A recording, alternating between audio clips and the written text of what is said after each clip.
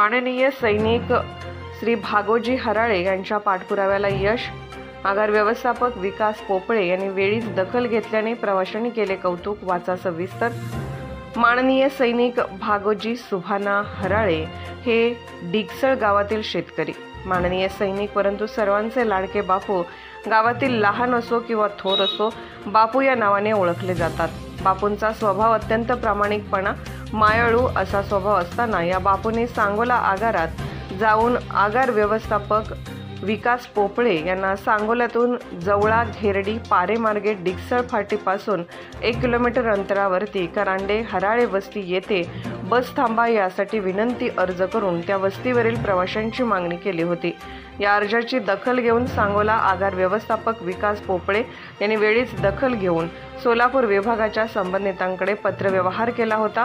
नंतर काही दिवसांनी त्या करांडे व हराळे वस्ती येथे थांबला। येथे बसला थांबा मिळण्यासाठी मंजूर झाल्याने तेथील प्रवाशांकडून महाराष्ट्र राज्य मार्ग परिवहन महामंडळ विभाग सोलापूर व सांगोला आगार व्यवस्थापक विकास पोपळे यांचे कौतुक केले जात आहे।